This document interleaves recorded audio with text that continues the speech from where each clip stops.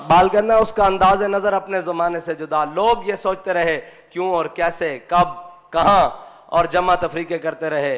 बाबा जी कहते थे नहीं कोई यार दी गल सुना मुल्ला, ना लम्मे पेंडे पा मुल्ला, ना इल्मा विच। बस एक ही सबक देकर गए और कौम ने बड़े अच्छे तरीके से याद रखा हुआ है।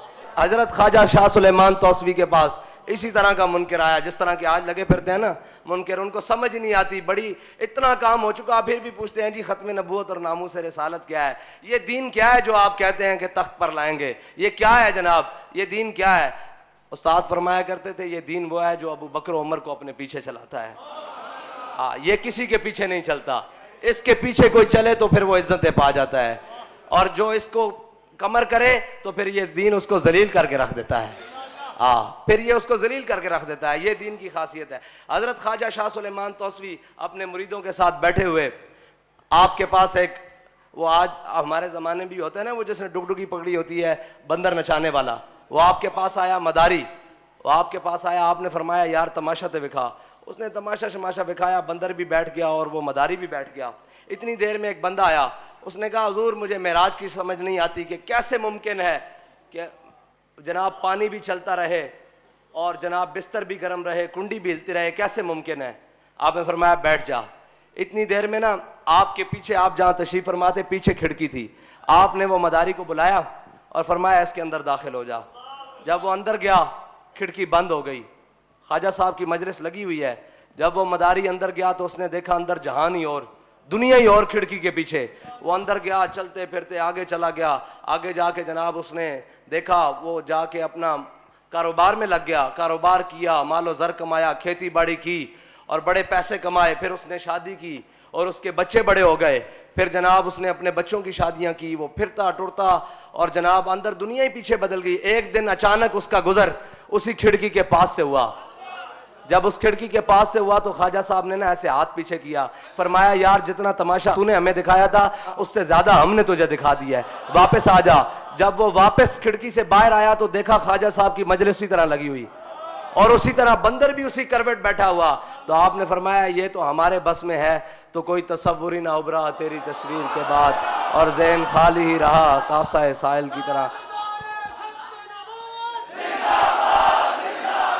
और ये शान है खिदमतगारों की, सरदार का आलम क्या होगा।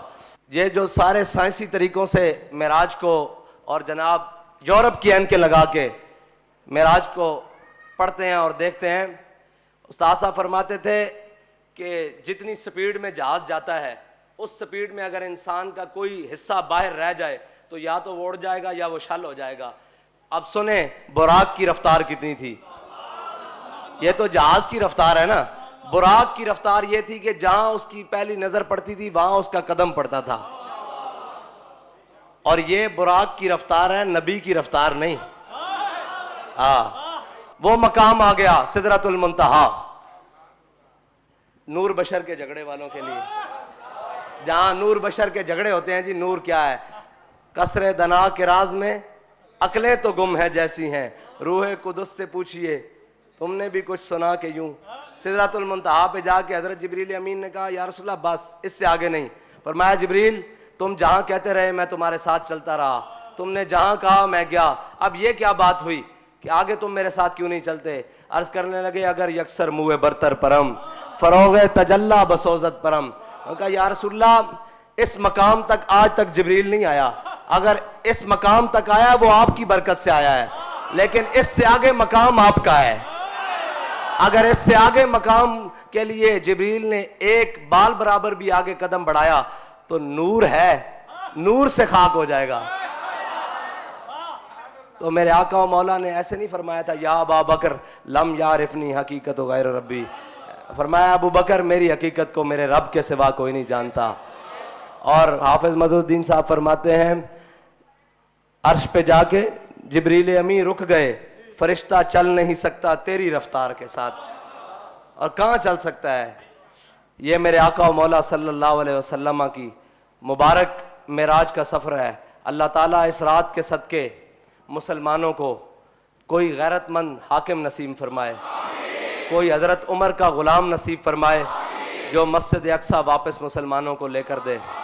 اور کوئی صلاح الدین ایوبی کا غلام نصیب فرمائے کہ سارا عالم کفر ایک طرف ہو اور صلاح الدین ایوبی کا غلام ایک طرف کھڑا ہو کر مسجد اقصیٰ کے اندر جا کر اپنے ہاتھوں سے جھاڑو دے کر اس جگہ پر سجدہ شکر ادا کرے جہاں میرے آقا و مولا صلی اللہ علیہ وسلم جہاں سے معراج کی رات تشریف لے گئے. اللہ تعالیٰ مجھے اور آپ کو حضور کی محبت نصیب فرمائے اور ان راتوں کی برکت سے اللہ تعالیٰ پاکستان اور عوام پاکستان کو اور اہلیانی پاکستان کو برکت نصیب فرمائے اور اس پاکستان کو تا صبح قیامت قائم و دائم فرمائے اور اس پر حضور کا دین ہمیں تخت پر لانے کی قوت اور ہمت عطا فرمائے اور ہمارے قدموں کو ثابت قدمی دے.